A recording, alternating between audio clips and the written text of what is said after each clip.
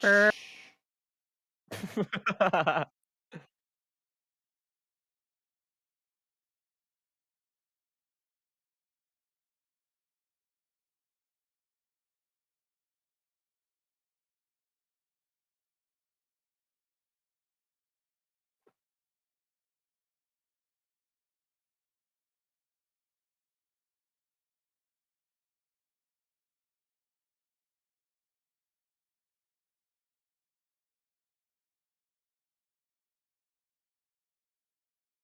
Yes. Yeah, that's right. Hey, what? That's so nice.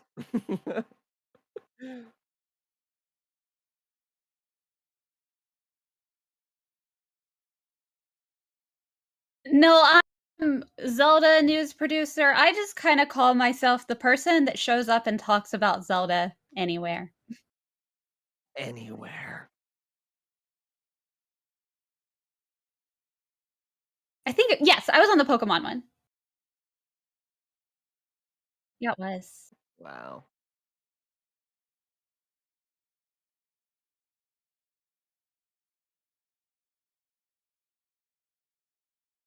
Yep. I mean, I have a YouTube, I just don't really do anything with it. Hmm.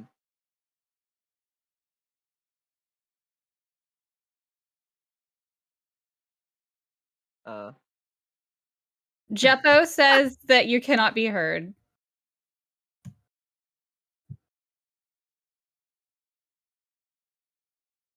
Jeppo.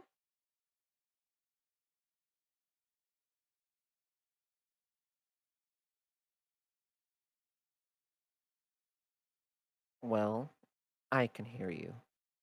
Hear you too. You are heard, at least to me.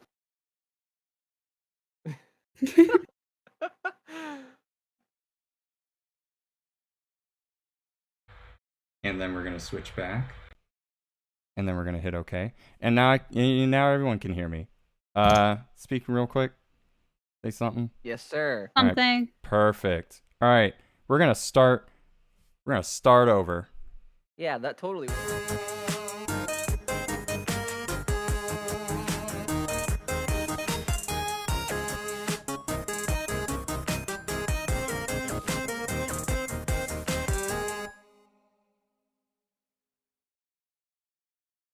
Just not knowing. Yeah, thank you, Jeppo. Hello. Good evening. Good morning, maybe. I've checked the analytics. I got people all over the place. Welcome to another fantastic and totally redone intro edition of DialogBOX. I'm your host, Laughingboy. If you're new to DialogBOX, we like to talk about video games and content creation a lot. So I didn't get to do my funny intro this time, but that's fine. Anyway, here, pumpkin ale, coffee. I lied. Perfect. I've got two very lovely guests. Over to my immediate right again. We've got, again, my favorite blue-haired individual. You can find him over at twitch.tv as well as on YouTube. We've got Alecandstuff over here. Hello. Hello, sir. You said twitch.tv. You called it by its full name. Full name, yeah, because they're in trouble. When aren't they? Because they really crossed me. Yeah. And over to my far right, we also have Z News producer as well as a host for Zelda News. You can find her pretty much all over Zelda Universe, as well as on twitch.tv. We've got Amanda Vanhiel. Hello. Hey. Perfect. That was amazing. I am excited to be here. Look at that. First try. You did it. First try. Mm-hmm. Yeah. Hopefully everyone can hear me now. So that's or really, I mean, I'm the part that doesn't even matter. So the whole point is having the guests here. So as long as the guests can be heard, the viewers can just assume what questions I'm asking. Yeah. Fill in the blank. Yeah. How are y'all doing today? Amanda, I would like to hear about your day today. Let's hear it. Sugar cookie latte from Starbucks. It was delicious. Nice. Yeah. We've got Pokemon coming out tomorrow. Actually, What's really fun is that I didn't realize today was the anniversary of the Wii U. What? Yeah, that's about Oh, right. wait, what? That is the correct response. This is also the first year anniversary of the PlayStation 5. You may not know that either because you probably don't have one. I found 2 people on the internet who claims that they have one, that they own one. I don't believe them for a second, Allegedly. but I was desperate. And so I allowed them on the show, and we're going to talk about our experiences with the PlayStation 5, whether or not we thought that this was a decent investment in our world as of its first year anniversary. We're going to talk some stories about how we even got one, what that was like. We're going to talk about the games that we've played on it, the games that we haven't played on it, the good, the bad, the ugly, and what we kind of hope for in the future for this console that is only, it's basically, mine's still watching, little Einstein videos. It doesn't know very many words. It's a baby. It's a baby. It is a tiny little baby. So yeah. So actually, the fact of the matter is that I managed to get mine the day of. So I'm very happy.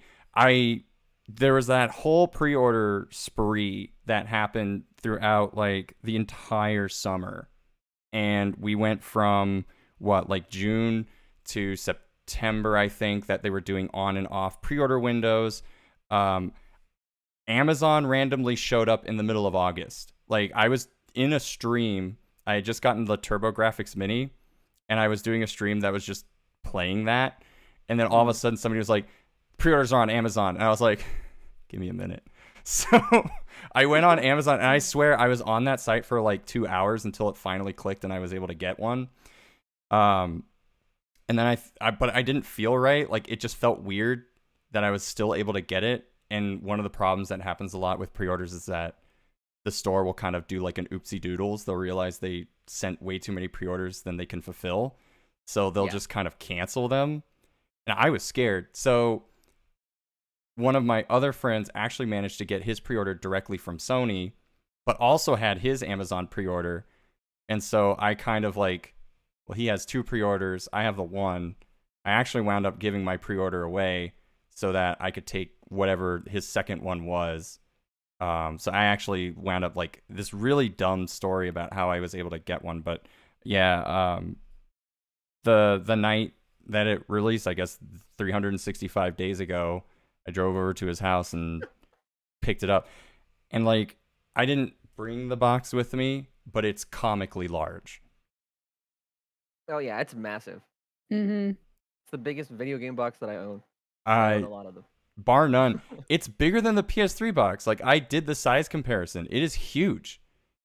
I can't believe. Well, I have the big fat PS3. You can't see it right there. Now I can. Whoa. Yeah, right there. So I have a PS3, the original, and that box is still just a toddler compared to the PS5. The Mike Tyson fighting an embryo. Yeah. Alec, since you are directly next to me, let's talk about your experience. How did you get one of these things? What did that look like? How long did it take? Mine is a little funny because initially, saw the PS5, right? And then there was, I think, I don't follow it as closely as Nintendo, obviously, so cut me some slack if the timeline's a little off, but I believe at one point before launch, there was some state of play presentation or something along those lines that showcased Ratchet and Clank and look at this game where you walk around as a cat and you're in the streets or whatever, and all these other this was their big showcase to sell people on the PS5. And I remember watching it and I thought, it's cool. I mean, I'm not gonna go out of my way to get one, but that it's more of a luxury. I don't feel like I need it. So Yeah. lo and behold, a couple months later, there's all these announcements about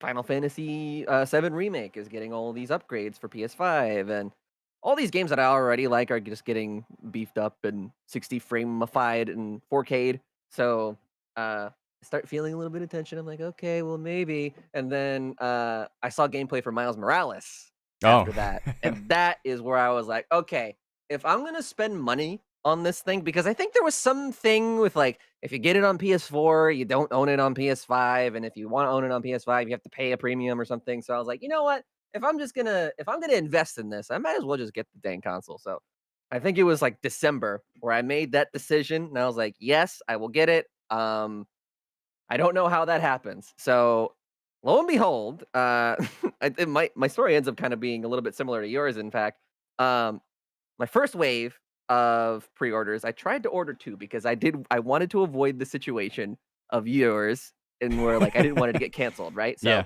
of all places, it shows up on Kohl's, right? Yes. So here I am at like 7 in the morning. I'm like, here I go, inputting my information for Kohl's Cash, which I didn't think I'd be doing to start off the week, but here I am.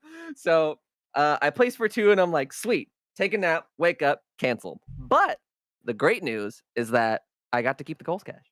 So I had like $120 in Kohl's Cash for the thank holidays, God. and I bought myself an air fryer. Changed my life forever. After that, Have though, one? yeah, Yeah, right? we have one too. Like we're just like instantly better than everyone. So, or however the meme goes. So after that, like a few weeks later, I'm streaming, right? I don't remember exactly what I'm playing. And then somebody in my chat goes, uh-oh, the PS5 is up. And I'm like, stop! It's like input calculating, lasers going everywhere. And I put all my information in. I pick it up the next day. And it's in my house ever since. So that's my PS5 story. Just been sitting in my house. I mean, so is To mine be for a honest, little I bit. should have ordered more PS5 so more of them could get canceled, and then I could have ordered 2 air fryers. Yeah, from you Kohl's. really need that Kohl's Cash. I know. Amanda, how about you? So the way I got mine is I was following a couple of Twitter accounts that would like say when the PS5 was going live, when you could buy it. I didn't initially pre-order it because I was like, well, I'll wait until like maybe a special edition comes out, or I'll just get it for the new Ratchet and Clank because it looked really cute. And like one of my E3 traditions was always going to give Ratchet a hug and taking a picture with him. So like I wanted the new one for sure. And so I managed to get mine the day before the new Ratchet and Clank came out. So I was like, success there. And because originally I was thinking, you know, maybe there will be like a cool like Persona version, or like a cool Horizon Zero Dawn or whatever, Forbidden West version of something. And then I'm going, you know, I'm not patient enough. I want my game now. And so, you know, I go home and I set it up and I get Ratchet and Clank. And this game is so pretty. And like, I haven't streamed much with it because like my computer is not powerful enough to stream the PS5. So it's kind of like I only get to play it on my own, but that's okay. I kind of like having a system that I can just do my own thing with. And especially once I saw like some of the digital downloads that I have from like the PS4 carried over, I'm going, okay, this is great. Now I don't like have to worry about it. Yeah. Yeah, exactly. But yeah, like I even had my mom trying to help me find one because like every single time I would go on like the pre-sales and stuff, like, you know, I'd get it in my cart and then it would disappear. And then finally I got one from Best Buy and I'm standing there. I'm like so excited. And it was like middle of the summer. So I put on one of my cute little sundresses. I was like, I'm going to get my PS5. And I'm sitting there like so excited and I get it. And like the people in the store are all like looking at me and they're like, I'm really jealous right now. And I'm like taking selfies going, I got the PS5. Please, no one follow me out of the store. As big as I am, I swear. It's a monster. The hardest flex in front of all the Best Buy employees or wherever you went. Yeah, and then like I totally almost wanted. I didn't do it. I kind of regret doing this. I was at GameStop and I heard some people talking about how they, you know, wish they could find a PS5, and I kind of just wanted to go buy a PS5 game just right in front of them, be like, bam. That's like I can't wait to play this when I get home. That's like the gamer equivalent of like when you finally get your engagement ring and it's like, oh, let me pay, and then you use the hand with the ring on it. Yeah, let me pay. Yeah, let me pay. Yeah. Let me pay. let me just buy this Ratchet and Clank game for the PlayStation 5. Yeah, I was just gonna get like whatever cheapest game I could find just so I could be like, look at me getting my PlayStation 5 game. This looks really fun. And even Dan was like, oh, you should have done that. Yeah, it's either that or do you just like keep the knowledge to yourself and walk by knowing like they don't know Or like that one meme where they're sitting in the back Yeah. corner. It's like they don't know I own a PS5. Or you just, They don't know I have a They don't know. PS5. they don't know. So I still was just like the whole time. Well, I mean, the fact of the matter is that even for console launches console launches, one of these days, I don't know, maybe my teeth are bad. As far as console launches go, I have never seen something this bad since the Wii, and I do kind of wonder if this is worse. So like when the Wii came out, I started working at a GameStop, and I started working at that GameStop in November 2007. So it was about a year after, and it was still like people were going crazy for them. I remember getting phone calls from parents that were just kind of like, "Can I just give you my credit card and I'll pick it up at the store?" And it's like, first off, I'm not allowed to just have your credit card number in my head. Second off, I can't put it in the system. Like, I can't actually do that. So no, you'll have to actually come to the store and buy it. And if we have it, then that's great. If not, and like we were getting maybe one or two, and that's like every couple of days. So we would get like maybe 1 to 2 systems every 4 or 5 days. But given the nature of what's been going on over the last 2 years, do you guys think that this wouldn't have been so bad had the gray market not gotten as crazy as it's been over the last year? It's hard because I'm gonna preface this by saying I'm not intelligent enough or smart enough to have any sort of idea how to connect the dots on this big old situation, right? But I feel like there's definitely a couple factors at play. There's the global event, right, that happened in 2020. There is like a pretty big reselling market, and these days, as opposed to the Wii. And it's also just been a really I'm not even exactly sure how to describe it, but I don't know. It just felt like there's been just a lot of envy surrounding this thing. Because, truth be told, I mean, I guess we'll get into it later, but I don't really necessarily feel like the PS5 is an day one buy for most people. And I feel like a lot of the people that are getting it now really just could probably do without it, to be honest. So, not for any particular reason, but I just think, I don't know. It doesn't really seem like that's something more of a necessity. Like, whenever you compare it to something like the PlayStation 3 or the Nintendo Wii, there was a big reason to get the new console because there was new games and there was new ways to play them, and it was a pretty big leap. From the PS4 to the PS5, I don't know. I mean, there was those stats that just came out recently about how most of the most played games on the PS5 are PS4 games. Yeah. So, except for I think I can't remember the one. There was like one PS5 game on there. I can't remember exactly what it was. But Yeah. I don't know. Just all those things happening at once. I don't really feel like lends itself well to those people looking to buy one. So it's sort of more like a Tickle Me Elmo situation where the fact that nobody can get one, now everybody has to have it. True. The PS5 is exactly like Tickle Me Elmo. That's right. In fact, I had a Tickle Me Elmo. Wow. See? So it's just a legacy you were there of at Toys R Us, like, excuse me. All right. The legacy of the 1%. Because like a year, like after Christmas, you could find them everywhere. Yeah. She had like 15 Furbies, I'll bet, too. I had one. I did have one the year it came out. I mean, the fact of the matter is, like, over the last couple of years, I've had a run-in with hard-to-find things, and I feel like the PS5 and even, like, to an extent, the Xbox Series X, like, is just the pinnacle of what's been going on over the last 5 years, because remember, like, the NES Classic, the SNES Classic, you couldn't find those things in store. And Nintendo intended this to be on store shelves for like the holiday season, but they were completely sold out throughout a year and a half. Like the entire time that they were making them, they were pretty much I never saw one on a store shelf. And so things is a lot of the resellers, they have bots that are able to like just go in and do it. Whereas that wasn't really an issue with previous consoles. Like, even though they were hard to find, like the Wii was hard to find at launch and the N64 was really hard to find at launch.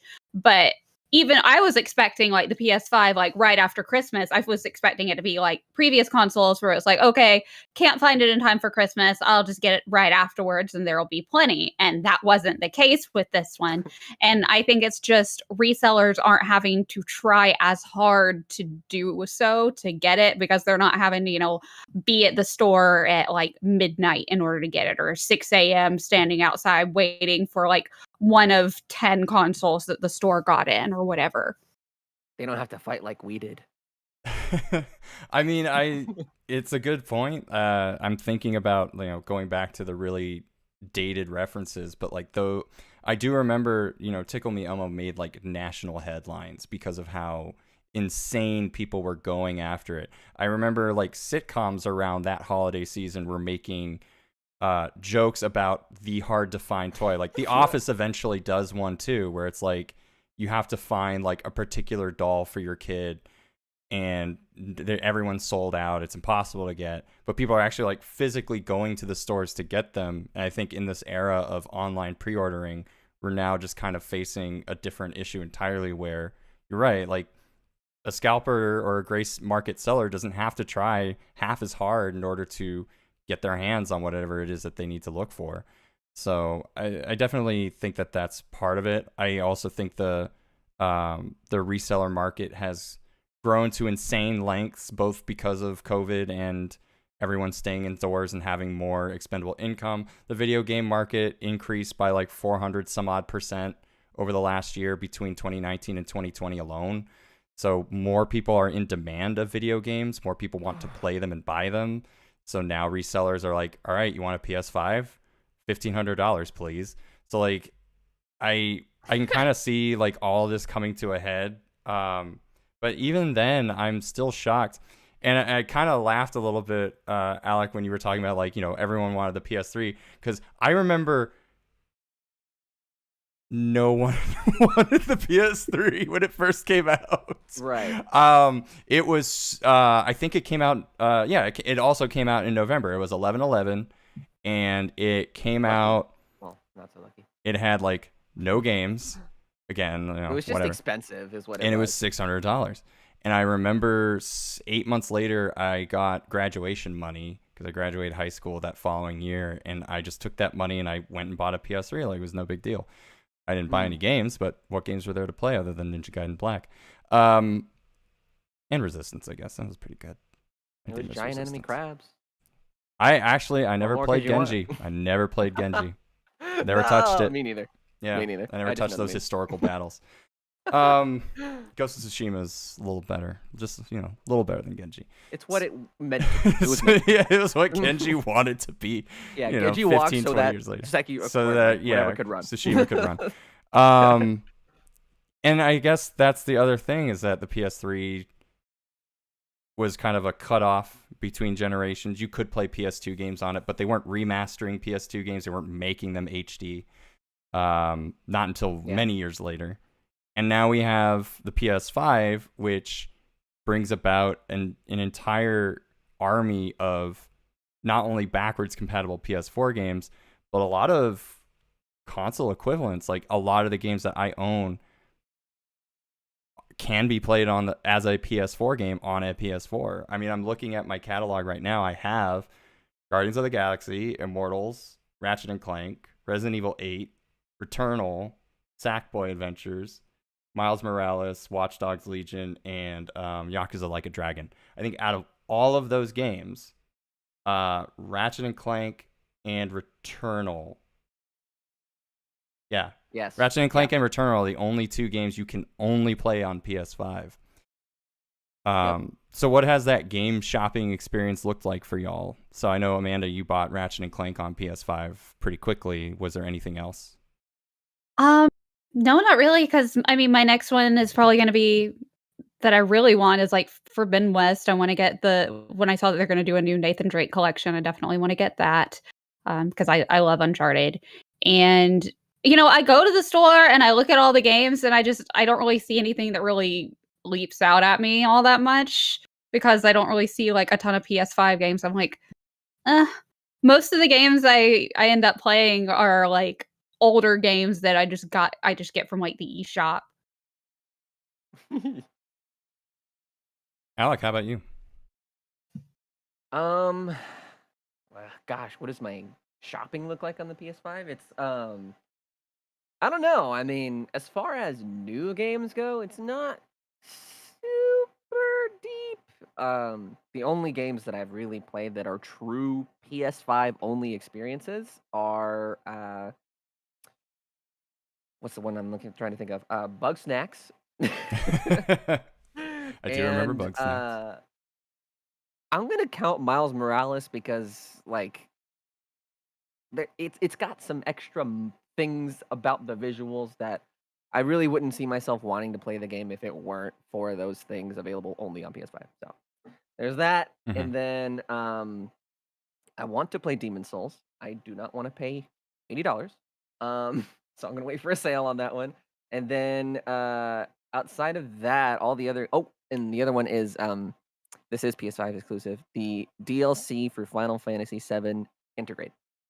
Oh yeah, DLC I mean that is a good PS5 exclusive. That is a good point. I mean, Miles Morales kind of came out the gate looking like it was going to be a PS5 exclusive game, and then it turned out to be kind of a halfway point, but it was still on the PS4 anyway. But yeah, I mean, the PS5 does do a lot of stuff in order to like enhance the overall experience. I think at this point, owning one, I am picking the PS5 versions over the PS4 versions just to get that performance boost. But even then, the PS4 version, you can buy a PS4 game, plug it into your PS5, and it still gets that performance boost. Yeah. What do y'all think about the pricing changes? Because that is a thing to point out. Like, and actually, one thing that I did notice is that when the PS5 came out, almost everything was an additional $10. Like everything was $10 more. Miles Morales, they kind of cheap, made you get away with it a little bit because I think it was $50. But if you wanted the bundle with the remastered Spider-Man digital download, that was an extra $20. So if you got both, it was technically $70.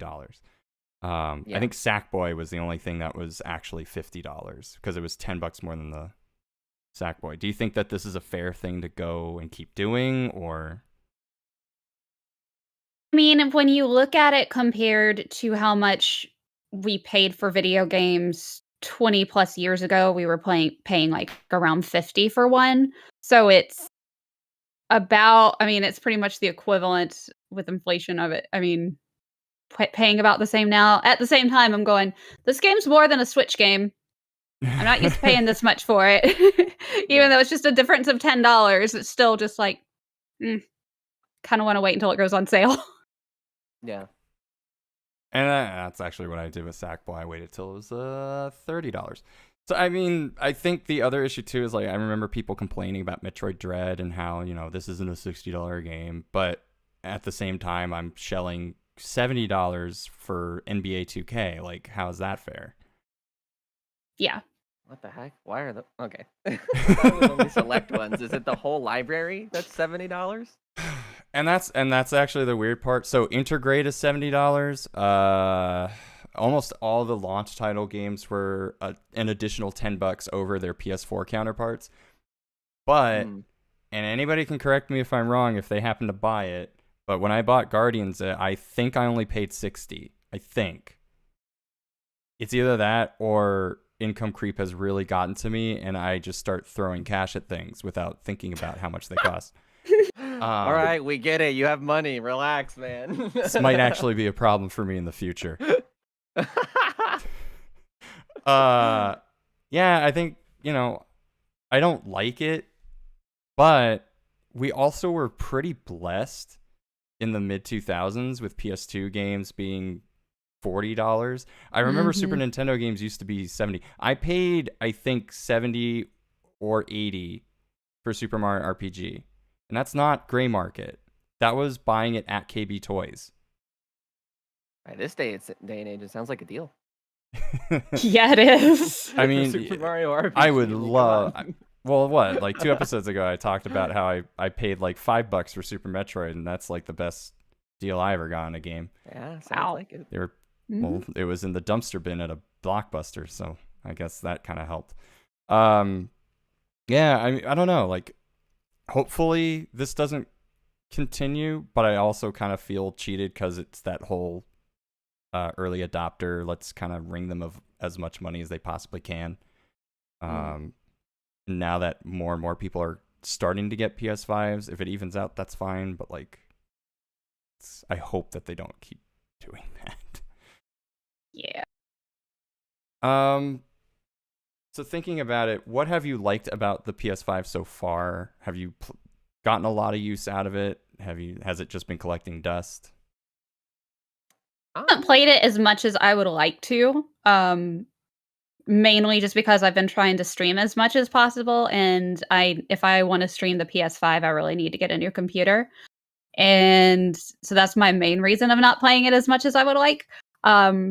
But when I do play it, like, I really enjoy it. It's so pretty. Even just holding the controller just feels nice. Like, I just like the way the controller feels. I do enjoy it. I don't know. I mean, in my experience, what I do like is that, and this is something that I'm just trying to make more of a habit moving forward. I like that it brings me away from my desk because I work on my desk, I stream from my desk, I do pretty much everything at my desk, and the more that I can pull myself away from it, the better. I also like the performance. A lot of the games look great. I play it on a 4K capable TV, so a lot of the library looks really, really good. I think the thing that stands out to me the most is, like, it makes sense because it was a big highlight feature in that state of play that I was talking about earlier. Is the solid state drive in this console is really fast. So there's practically no load times in any of the games I play, which says a lot because I have a pretty beefy computer, and my computer does not load games as fast as the PS5 does. So I would say that that is a really awesome achievement that whoever is responsible should be proud of. Thank you, Mark Cerny. One of the things that I actually noticed, so I was watching, I think, Markiplier going through Resident Evil Village, and it was, it was fun to watch, and I had just played the whole thing because I didn't want to get spoiled watching the Let's Play, so I played it first, watched the Let's Play later, and then I saw a load screen, and I actually went and said, "What is that?" And then I realized I thought the same thing. Oh my god! I saw that and I was like, "No, that's the load screen." You have to load, and that, I think, is the first time where I actually went like, "Oh my god, this thing loads really, really fast." Like, I've never seen a load screen ever. Not, at least not for that game. I'm trying to honestly think if I've seen a load screen, and maybe I do see load screens loading the game, but once you're in it, I usually don't. But it hasn't even been anything as bad as like Metroid Dread or like Metroid Dread loads really quickly, but not the first time. Like, the first time it loads, it takes a little bit, and then afterwards it's like that. Other games, I'm remembering like Final Fantasy 15 playing it on the PS4, and I think it takes like a minute for that first load, and then it still takes a little bit to load everything else unless you drive everywhere by car. So that was one thing that I think, like, I noticed so well, but that's because I went back and saw what it looked like on another system, because I think he was playing it on PC. So again, it was like, damn. Like, on a PC, it's slower. And so not just any PC, mind you. For somebody like Markiplier, he's got to have like an aircraft carrier on his desk or something. I would, something ridiculous. One would hope so. I think at one point he was playing it on a laptop because he was like out of town, and so he was like sitting in a closet, and he had like his laptop on. He's like, "I am burning up," because he's like sitting in a food cupboard, because that's like the quietest place that he could be in the area. And after like, I guess like a half an hour, he's just like sweating, just like completely drenched in sweat. And he's like, "I have to get out of here because I'm so hot." It's peak Resident Evil right there. Well, there's that too. I mean, honestly, down here it's like really cold most of the time, but God, I wish. once I turn like one of these bad boys on, it gets hot. I don't need a heater down here. All I have to do is just play video game. Play video game. Yeah, Alexa, play video game. Warm this place up. Oh, did you not have headphones No, on? I don't have her. It's fine. Oh, I don't have It's her. for the bit. Alexa, buy 50 PlayStation 5s. Man, that'd be a lot of Cole's cash. Alexa, please stop using Amazon and use Kohl's from now on. That was actually a messed up thing. I remember I bought something from Amazon. I didn't like it. I wanted to return it. And I was like, how can I return this thing? And they're like, you can go to Kohl's. And I was like, shut up. No, that's a real thing. Mine is Whole Foods. You go to Whole Foods here and return stuff. I've heard of that. But yeah, for some reason Kohl's was the one that was mentioned to me, and it's like, yeah, just give it to Kohl's and they'll take it back. And I'm like, they realize this isn't as good a business decision as they thought, right? Like, I just want to return my thing. I'm not gonna like walk around Kohl's, the most disheveled looking department store I've ever seen in my life since Sears, and just be like, oh yeah, I suddenly want khakis. Hey man, you say what you want, but they've got great air fryers, okay? Ninja's a good air fryer. I don't have to go to Kohl's for air fryers. I can go to Bed Bath & Beyond. They're down the street. Yeah. Bed Bath & Beyond, they always send you those little $20 off coupons. That's true. That's really true. We've got a stack of them. We do too. And when they're done, when they're bored of that, they'll send like just $10 off or something like that. Like they only have one of 2 coupons that they send you every 2 weeks. Yeah, we have a stack and we just keep them in the car that way in case we happen to be out and decide to make just a spur of the moment Bed Bath & Beyond run. You want to make a got BBB them at the truck? ready. Yeah. She keeps that thing ready and loaded. So yeah, I guess the fact of the matter is that do we feel like this was, as the haves versus the have-nots, do we feel like this was a worthy purchase? Do we feel good about ourselves? No. When I play it and I see how beautiful the lack of load screen is, and it's all furry and adorable with the Ratchet and Clank, and you see like how you can see their individual hairs, and then that and the fact that I can just tell people I have a PS5, I absolutely do feel good about myself. I forget about it, but every time I walk into a Best Buy, I just suddenly start remembering how good I have it. Yep. Yeah. I walk through those amiibo shelves, and I have all the things that aren't even on the shelf. That's another aside I don't really want to get into. But yeah, I guess I feel good that I have it. But I'm also a Sony person. So I was probably always going to. But I've also luckily I think with this generation, I've had fewer instances where I just completely ignore a console. I think I'm pretty even playing the Switch, playing the PS5, playing the PS4. Not one of them receives the least amount of attention. But I also do feel like, again, I'm making deliberate purchases. Like, I'm buying the PS5 version of a game if it's available. I'm not looking at the PS4 version. When the PS4 came out, they actually did something very similar where the PS4 games would be similarly priced. They'd be about, they'd still be $60. But what they would do is the PS3 versions would be $10 cheaper on purpose. So MSRP on a PS3 game was always $60. They made them $50. So I remember buying Tales of Legendia on PS3 specifically because I knew it was cheaper. This time I feel like I'm forcing myself to buy the PS5 version because I know that that's what I have one, so I should do that. Do you guys feel the same way? Yeah, absolutely. I mean, and from my perspective, I don't see why I would buy anything for the PS4 anymore, just because a lot of the times, even if the library is shared or if there's a game that releases on both, most of the time it's just a better experience. My headphone just fell out. A better experience on PS5. I just have Quick, talk bad about him right now.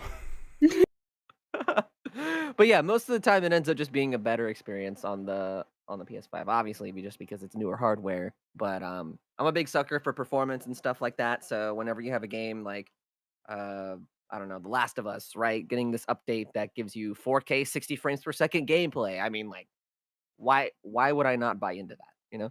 Mm-hmm. Yeah, I understand. Amanda, did you want to go further with that? I mean, I'm like Alec. It's like it looks so cool. Why would I want to? It was such a hassle just to finally get the PS5. It was such an ordeal. It's like I don't want it. No. I want my full PS5 experience if I'm going to be playing it. Yeah. I mean, I guess, yeah, like I said, I am making very deliberate purchases, but I know it's because that experience is going to be better anyway. Like, if I know it's going to be the optimized experience, then I want to buy the PS5 version other than the PS4. Especially since I know that I have, especially with most PS5 games, I have the option of doing performance or fidelity. I don't really have those options with the PS4 game. I mean, when I got my PS5, the first game I popped in was Miles Morales. Like, that was actually... I'm pretty sure Miles Morales is the only game I had at that point. I think I started updating the collection here and there. And knowing that it is also a PS4 game, I still feel like it was made for the PS5 intentionally, and it is the better experience. Now, when Returnal came out, that was a big stepping point for me. Because Returnal, I'm fairly certain, is the first big budget title that was PS5 exclusive. You cannot get Returnal on a PS4. Godfall technically used to be a PS5 exclusive, and that was also out of the gate. You may not remember it because it was bad. But it wound up getting a PS4 version later on. Resident Evil Village was supposed to be a PS5 exclusive game, and then because the market of getting a PS5 was so bad, they decided to make a PS4 version as well. I don't think that made the experience very negative in any way, but even Horizon Forbidden West is not PS5 exclusive. It's going to be on PS4. So throughout this entire year, Returnal and Ratchet & Clank have been the only two games that have shown up so far that have kind of said, like, this is why you need to own one. I enjoyed Returnal. I liked what it did. I think Ratchet & Clank, to me, was like the first really big reason to own one. Because again, it's like, I think it's accessible to anyone to play. Returnal's it's really fun. I have not beaten Returnal. It's hard. It looks like it. And there are times where I just will go, you can go like maybe 1 to 2 hours in a run, die, and have to start over at the very beginning, and it's just demoralizing. So that sounds awesome. You just want to... So Zelda 2, got it. Sorta, except, you have, if Zelda 2 means you had to go and do the first dungeon again, and I don't have to do that. Yeah, I feel like Ratchet & Clank was like the first time where I was like, this is, now this is pod racing. Like, this is the main reason to really own one. And then, yeah, like going back and seeing how games play on older systems was kind of it for me. Do I feel like... I feel good that I own one. However, for people that don't have one yet, I don't feel like there's a really the most compelling reason other than it just plays games better. And it has Ratchet and Clank. But still, that may not be a strong enough reason to shell it out. Speaking of games, what has been your favorite gaming experience? Like, what's the best game you've played on the PS5? Or what's been your favorite game so far? And it can be a multi-platform game. It doesn't matter. There you go. Love Miles Morales. It's been my favorite. And I guess there's also that, like, the one that came with it. What's it called? Astro's Playroom. Oh, Astro's Playroom. That was pretty good. That one was really good. And it wasn't good that it was, like, groundbreaking or, like, super engaging or anything. It was good in that it really showcased not only what the system itself is capable of doing, but also what the controller is capable of doing. And it's one of those things that reminds me a lot of bleeding edge technology in the past, at least as far as gaming is concerned, like the Kinect or the PlayStation Move or the Wii remote. It's obviously going to depend a lot on how much developers really plan for that kind of experience. But I will say, holding that controller and feeling the adaptive triggers for the first time was insane. Oh my Yeah. god, that was just so cool. Like there's one section with like the first time you see it where Astro turns into like this little spring and then like the game goes playfully like haha, hold the trigger and like let go and he springs up or something. And it's so hard to describe, but it really just feels like you're spring loading it. It's so weird. I haven't had a chance to play any shooters on it or anything like that, but I've also heard that yeah, those are pretty cool too. So that's been my like wow experiences. For me, I like that there's the digital big library, but playing Ratchet and Clank on it, it it brought me back to really feel I don't know any other way to describe this other it really brought me back to really feeling like I'm playing a video game. To the point of I haven't had that feeling since playing probably the N64. And that I think is just like it just really just kind of brought me into it. Like I wasn't really thinking about anything else, just like this is fun. And I haven't had that feeling since the N64. I really haven't. Like I've had Everything fun else, playing this other sucks. games. I've loved the other games that I've played. I love the Switch. Animal I love Crossing, everything no! about it. I love, the Breath of the Wild. I love the GameCube. I love the Wii. There's just something about it. Like I don't know how it captures that gaming magic that nothing else has really done in a long Yeah. time. I mean, I would kind of echo that too, because you were talking about the adaptive triggers earlier, Alec. But for me, when I played Miles Morales, the adaptive triggers were there, but it was awkward. And I know some reviewers were like, oh, like you can really feel the pressure when you're pulling down in order to do like when you're swinging and stuff. But it just felt like I was trying to push through it. Like it felt like it was something that was stopping me. And so I felt like I was about to ruin the button, basically. Like I felt like it was rubbing up against something. When I played Ratchet and Clank, and especially when you start getting like machine guns and you feel the feedback of the trigger just constantly hitting your index finger or whatever finger you use to pull it down, like that was the first time I was like, oh, Cool. like yeah, like that was the first time I was like, and I know Xbox owners have kind of had this for a little bit now. I'm pretty, any chat can correct me. Anybody who happens to own an Xbox One, I technically own an Xbox One, but I only Xbox used One, it. and this does not feel like my Xbox One. Like this feels way different. It's much more like I don't know, it draws you in. I can't think of the word all of a sudden. Immersive. But, yeah.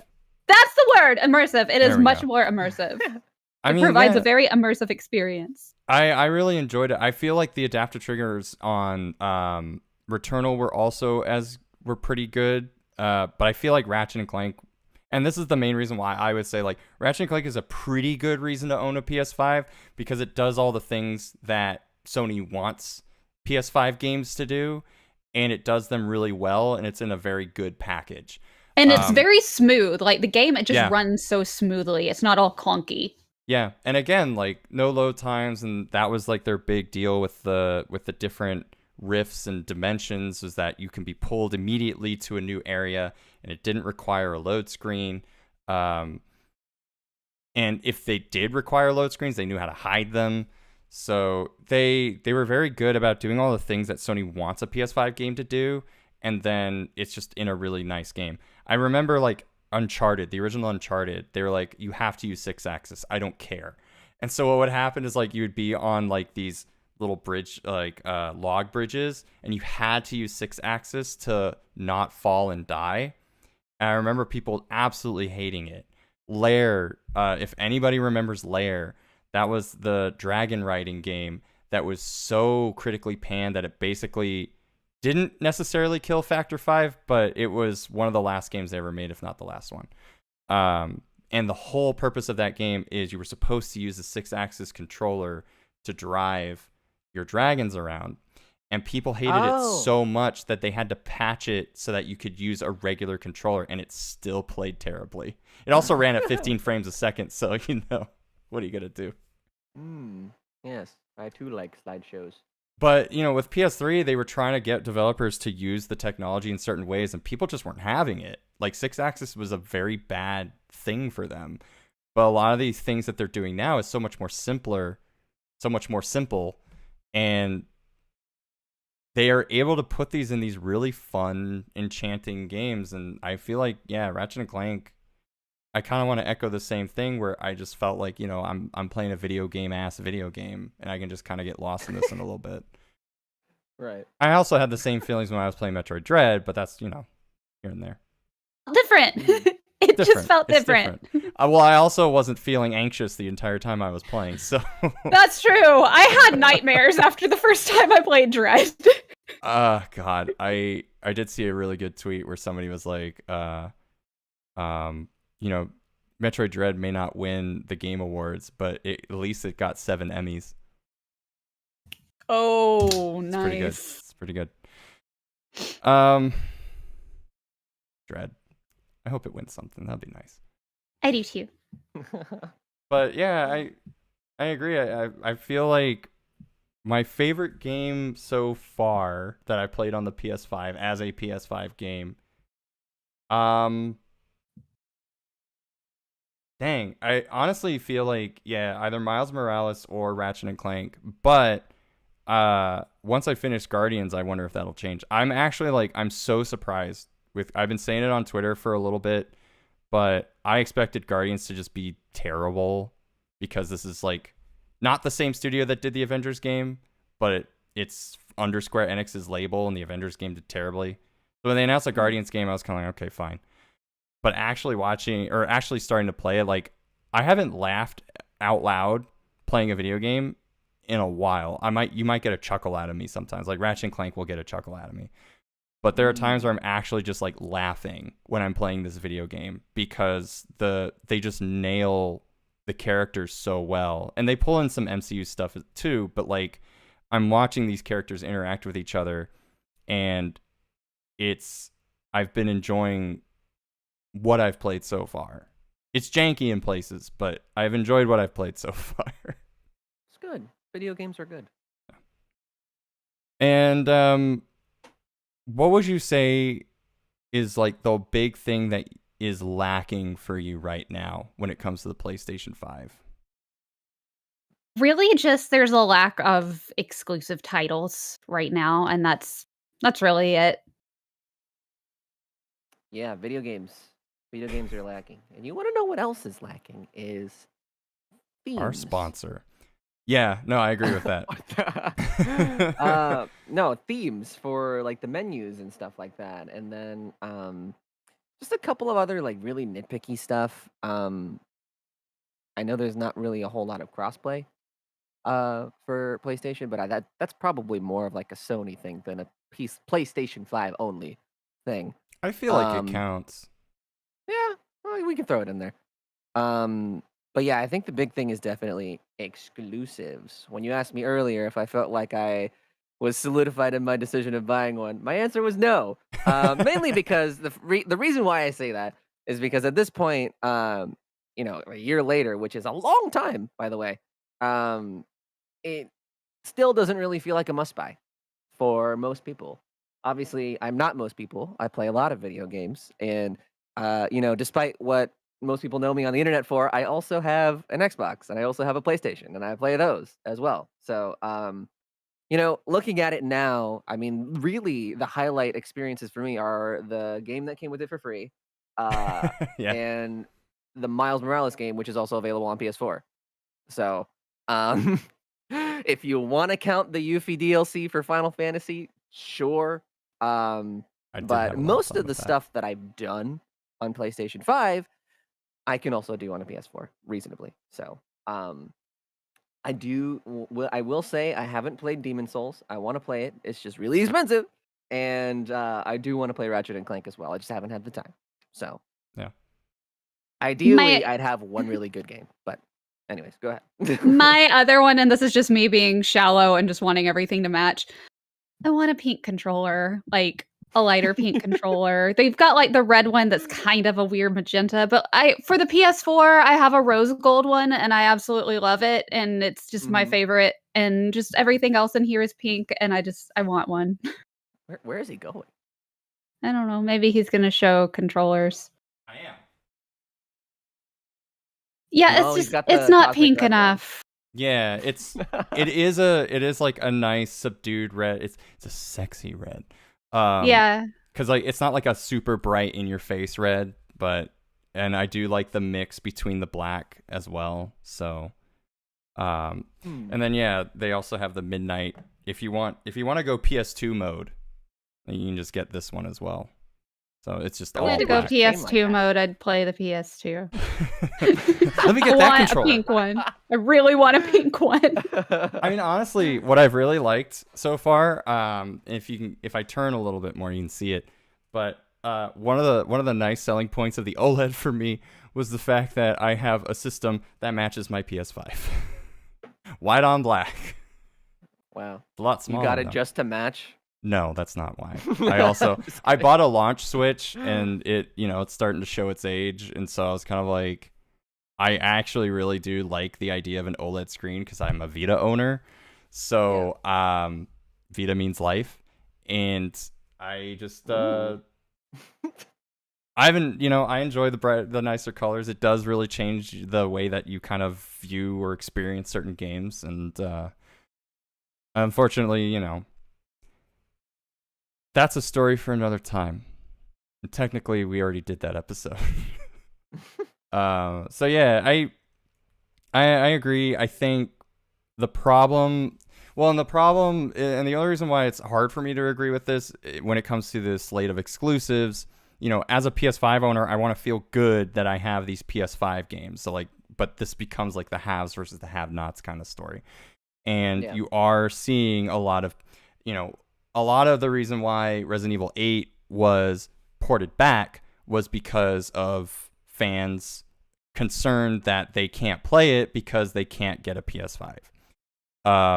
And even after 1 year later, as we've crossed the 1 year anniversary, people are still having trouble getting their hands on one.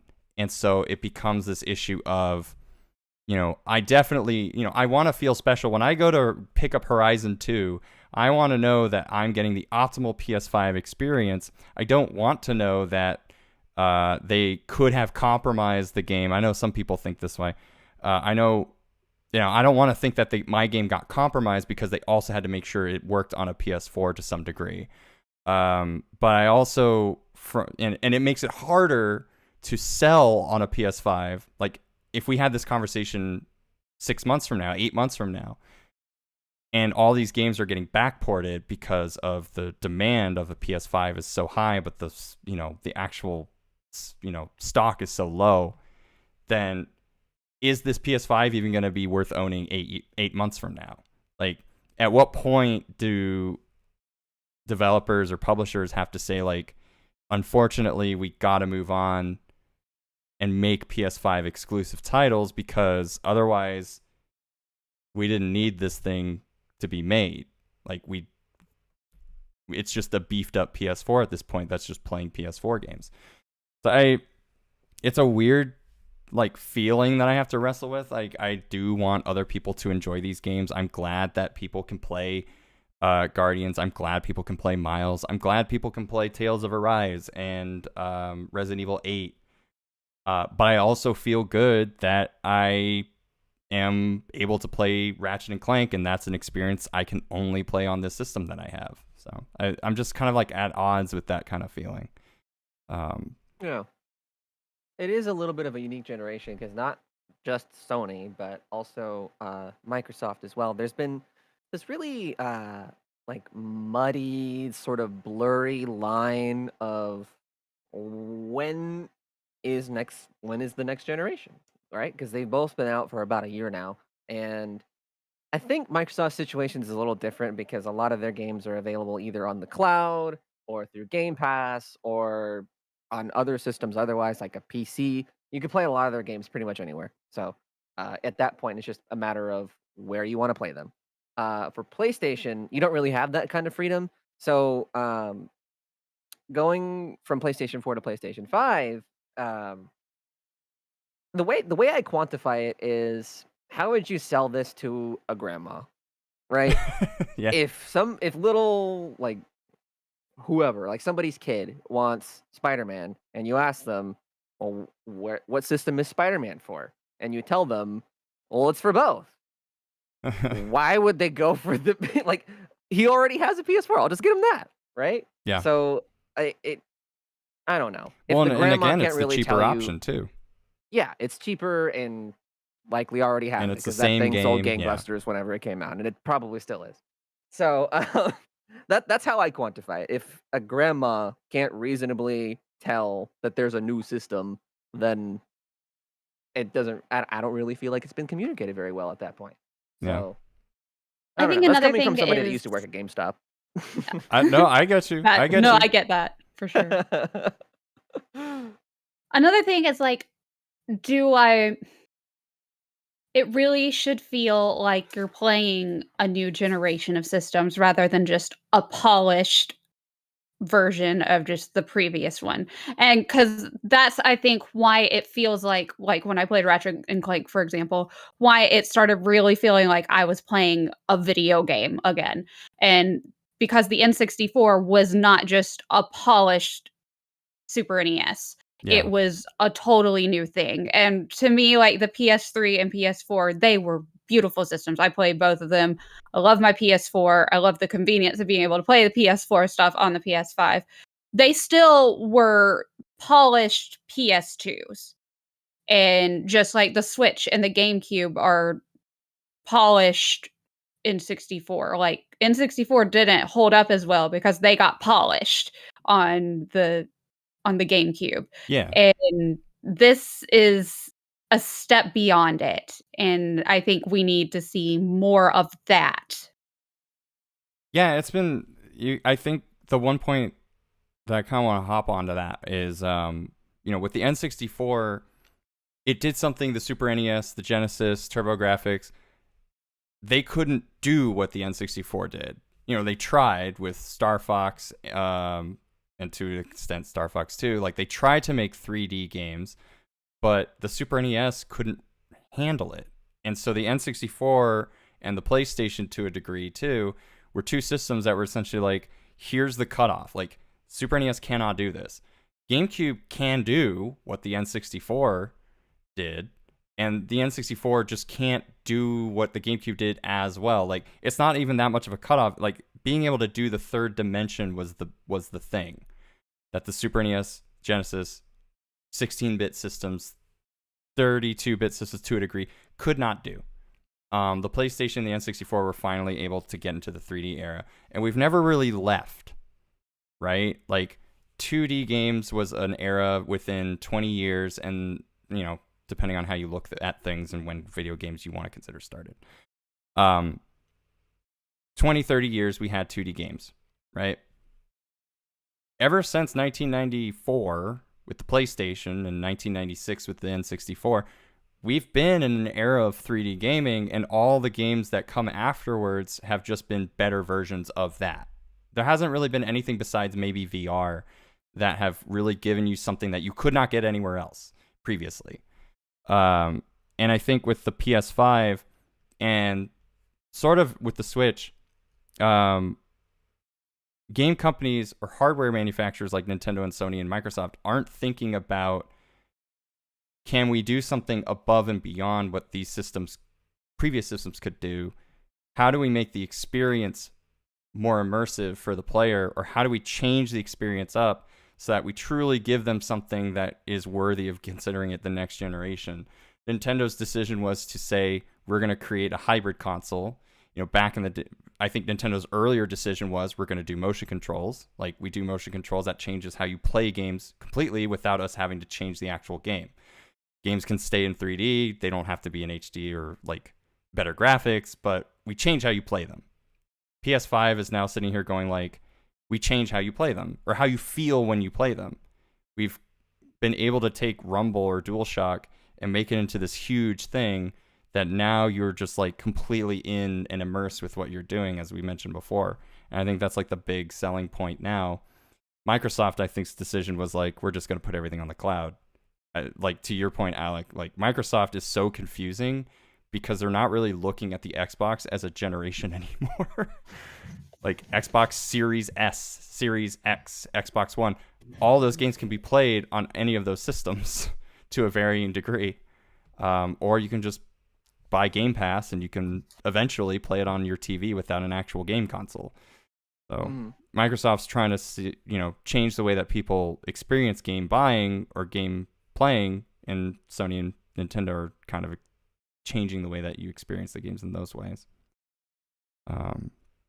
So yeah, I think it's because we can't, as you were saying before, like everything is just a polished version of what came before. It's because we really can't go that much further than we have been. We just can only make them better than they were last time. At least not yet. At least not yet. We'll get there.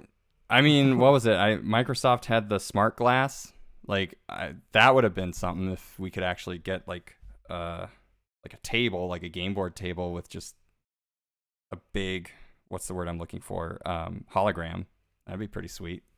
Play games like that. I totally lost my train of thought. I had somewhere where I was going with this, and it's completely lost me. But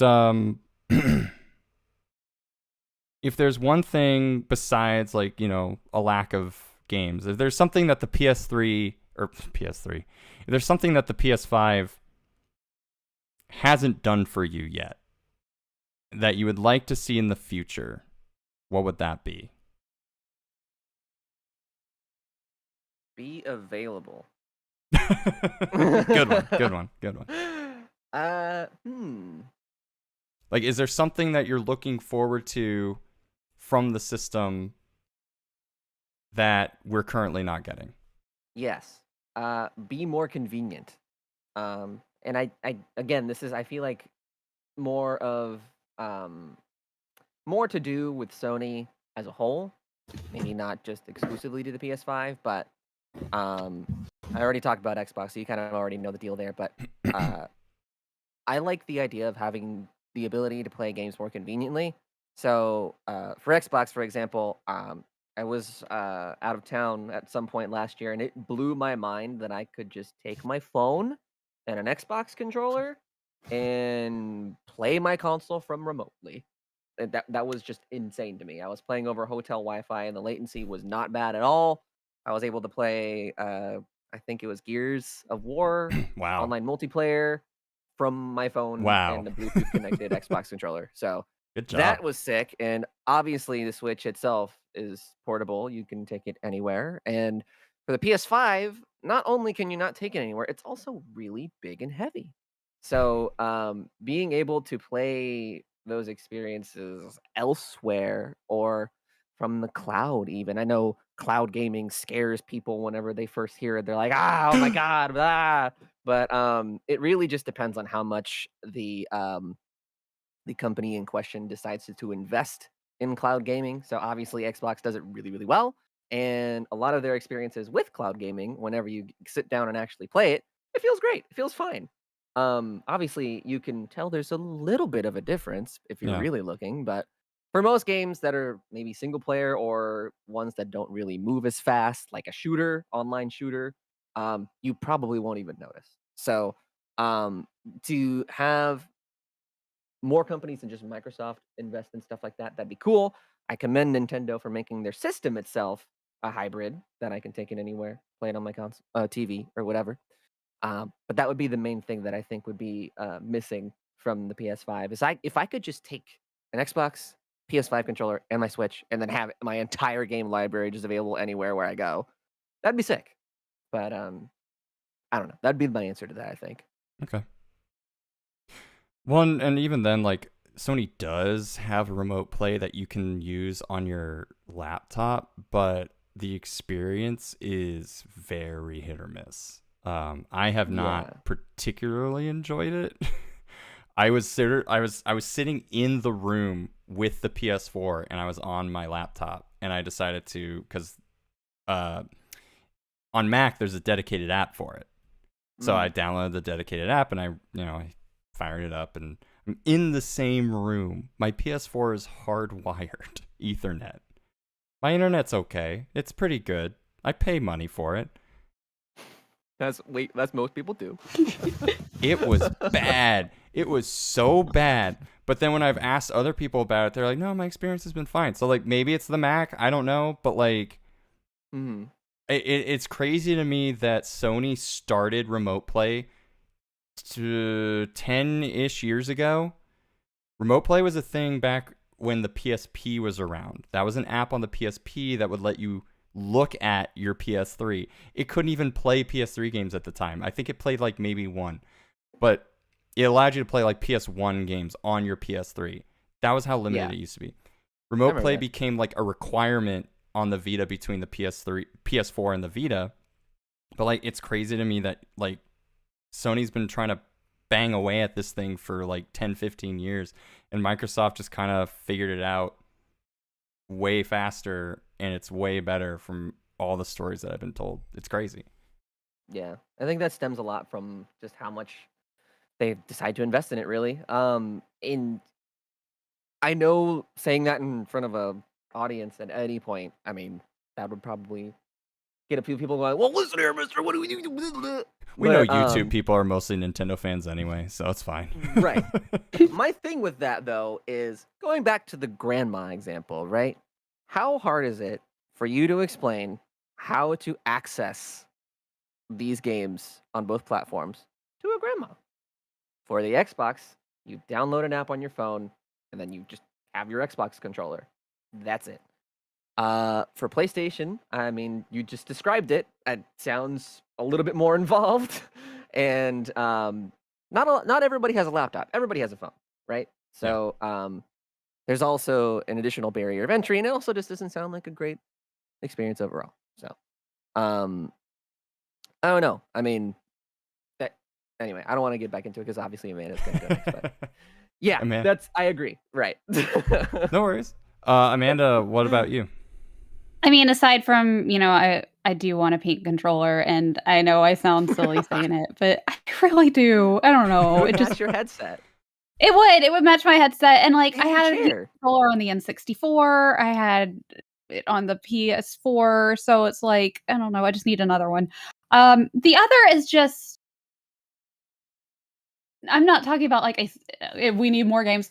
I would like a new IP specific to the PS5 that when you see it, you automatically associate it with the PS5. That is something I think would be really cool that I would like to see. Just a brand new IP, like not like a reboot of something, not just a sequel or anything, just something completely new that is, when you think PS5, this is who you think of. Okay. I feel like that will take time. Oh yeah. I'm thinking about it, like Crash Bandicoot PS1. That didn't come out for like a year or two after the PS1 launched. I always associate the PS2 with either Ratchet, Jack, or Sly Cooper. Mm-hmm. PS3, I always think of Nathan or probably just that, really. Yeah, I think of The Last of Us for PS3 because that's what I got it for. And I feel like PS4. For me, it's Persona. Okay. Yeah, I guess like to me, I'm thinking of like a Sony thing that was new, and I can really only think of Spider-Man and Ghost, and both of those games came out pretty late. But yeah, I think I would like to see that too. Like I would like to see something from Sony, or even like a third party, just kind of say like we're doing this for the PS, like we're making a new IP for the PS5. Hopefully it's successful, and then we can kind of associate the system with that. I think that'd be great. Personally speaking, I want Sony to knock it the fuck off with PlayStation Now. It is the biggest fucking scam that I've ever seen in my entire life, and I just want PS3 backwards compatibility. I just want to play. I don't care about PS1 anymore. I have methods to play it. I'm fine playing my PS2 somewhere else. I need to have that PS3 backwards compatibility. Like, I can do PS5 and PS4 on the same system. Give me 3. Like, I have a huge catalog of PS3 games, and that's not counting the remasters.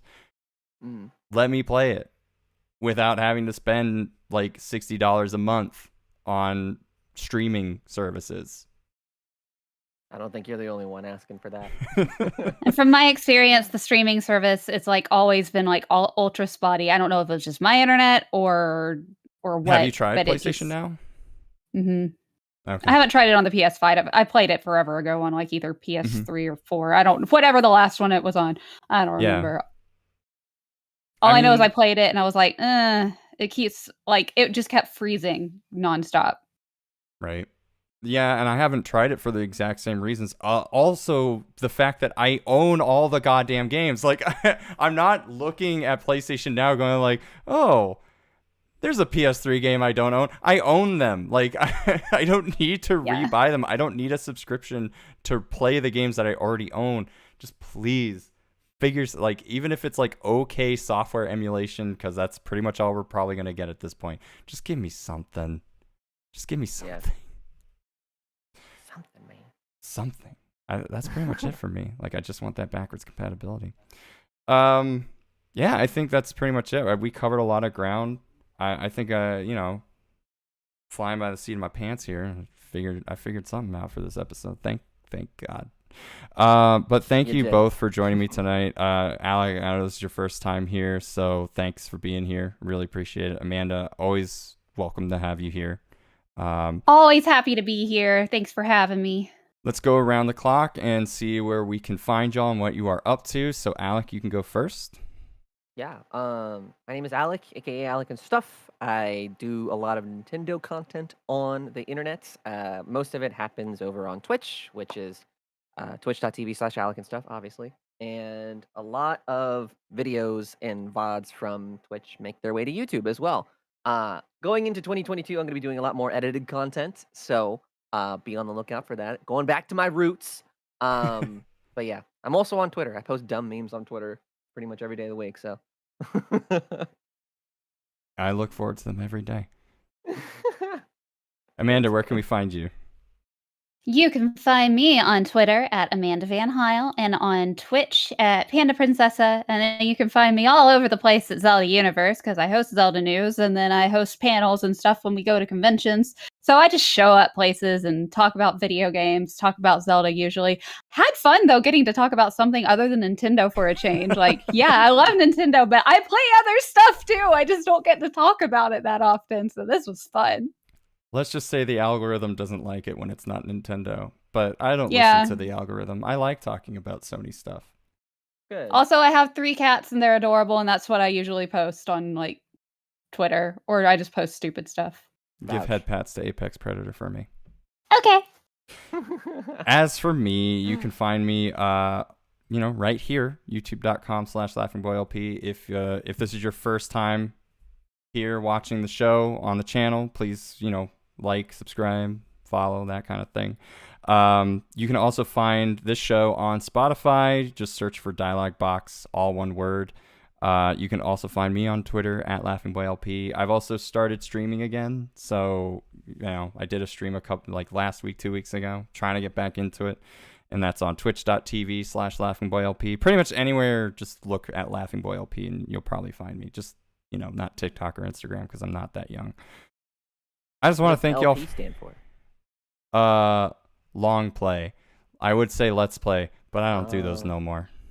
Like music, not video games. That's right. Okay. We're going to go with that. Yeah, Cody used to get on my case about that all the time. I'm like, it's fine. I used to do it. I don't do it anymore. Yeah. Now I just play video games and I don't talk about them. So everyone listening, thank you so much for being here, listening to the show, watching the show. Maybe you're doing homework, maybe you're studying, and you just need something to listen to. You want to hang out with friends for a little bit talking about Sony products. Maybe next time we'll talk about Nintendo products again. Maybe we won't. Maybe. But be sure to like the video, subscribe for content updates. If you're watching this VOD after the stream, you can always leave a comment about the show, whether or not you liked it, whether or not you liked our very lovely guests. Maybe you can talk about, do you have a PS5? What do you think about it? Like, Do you think that was a worthy purchase? But until next time, thank you so much for being here. Thank you for watching and listening. Thank y'all for being here. And I'll see you next time. This is DialogBOX. Good night and good luck. Hope you find a PS5. I hope that works out for you someday. Godspeed. I'm hitting end now.